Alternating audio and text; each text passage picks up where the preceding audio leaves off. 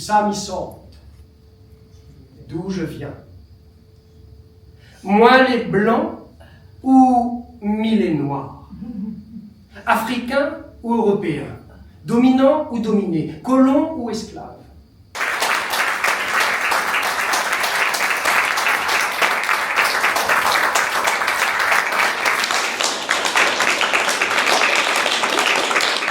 Ah, c'était superbe, un comédien magnifique, un propos quand même intéressant.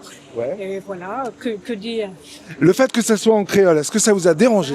Moi, ça me dérange pas parce que je connais le créole réunionnais. J'ai vécu avec un réunionnais pendant 8 ans, donc je l'ai parlé et tout ça. Donc c'est aussi pour ça que je suis venue voir le spectacle. Alors, est-ce que vous comprenez le créole avant de venir? Non. Alors, dites-moi vos impressions, justement. Ben moi, je crois que j'ai compris, allez, 90% de ce qui est dit, parce que c'est bien prononcé, parce que je pense qu'il a quand même choisi un texte, des mots qui sont pas trop loin. Bon, il y a la syntaxe qui reste là, et puis bon, il y a toute cette couleur, toute la couleur de la langue. Ça, c'est vraiment génial. Ça. Non, c'est pas la première fois que je viens à Avignon, et c'est pas la première fois que je le présente. Je l'ai présenté en 2022 déjà. Et c'était 5 jours enfin de festival à la chapelle du Verbe incarné. Le spectacle existe depuis 2017. Donc pour moi, c'était aussi de permettre la rencontre avec un public non créolophone avec cette langue-là, la langue créole. Donc le travail est fait en français au départ, pour Benan a toutes les bons questionnements, les bons sujets, et puis la réponse en créole est plus facile pour eux autres d'écouter et d'apprendre et de rencontrer la langue.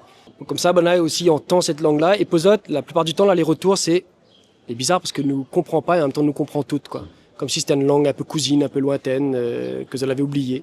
Et donc pour moi, c'est surtout ça le truc, de parler de l'enjeu de la langue, du fait que y a une hiérarchie entre les deux langues, et que Benet rencontre cette langue-là pour que cette hiérarchie-là aussi arrête.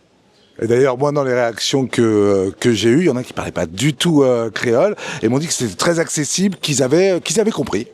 Donc le but était là. Par rapport au thème, est-ce que tu peux m'en parler un petit peu? Pourquoi tu as choisi ce thème? Est-ce que c'est par rapport à une histoire personnelle ou Alors l'histoire n'est pas autobiographique, mais il vient d'un témoignage, comme on l'a entendu sur une radio locale très connue, d'un pépé créole l'avait appelé et qui disait moi, il me donne 2 claques si mon petit-enfant il cause créole. Mais il veut pas mon petit-enfant cause créole, il veut mon petit-enfant cause français, anglais, allemand, mais il veut qu'il trouve un travail, il réussit dans la vie, mais pas que il cause créole, parce que moi, m'a pas gagné aller longtemps à l'école, m'a pas de travail dans le Cannes, et comme elle a voulu rendre un travail, il a dit à moi, monsieur, vous l'êtes pas qualifié, et en plus, vous gagnez même pas cause français. Donc, il voulait pas son petit-fils, ils vivent la même chose. Et donc, comme elle entend ça, il dit à moi, ce grand-père-là, il est pas un mauvais grand-père, il pense à l'avenir de son petit-fils. Mais si tous les grands-pères t'aient fait ça, il y a une culture, sans doute, qui disparaîtrait, et moi, pas sûr, la coupe du chômage, et inverserait. Donc voilà, on a décidé d'écrire l'histoire de ce petit-fils qui à 7 ans, il quitte le bout de terre avec ses parents pour aller vivre dans le grand pays. Et 20 ans plus tard, il apprend que son grand-père qui est resté sur le bout de terre, il est mort. Et donc il a l'impression qu'il y a une partie de lui qu'il ne connaît pas du tout, qu'il a été séparé d'un pan de sa culture, on peut dire, de son identité. Et il veut aller rôder pourquoi. Mais en revanche, quand il joue ici, souvent c'est le monde de petits-enfants d'immigrés italiens ou polonais ou même bonnes alsaciens, bonnes bretons, il y a quasiment à la fin, même des occitans, enfin pas des occitans mais des gens qu'il a connus, tu vois, cette langue-là.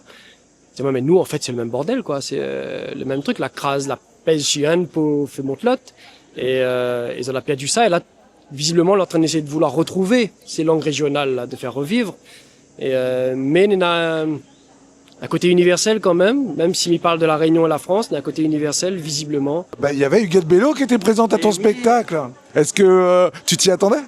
Alors oui, il avait prévenu à moi qu'il allait venir, mais les gaillards, elle est super, moi, mais content moi, que vous êtes là, c'est un grand soutien.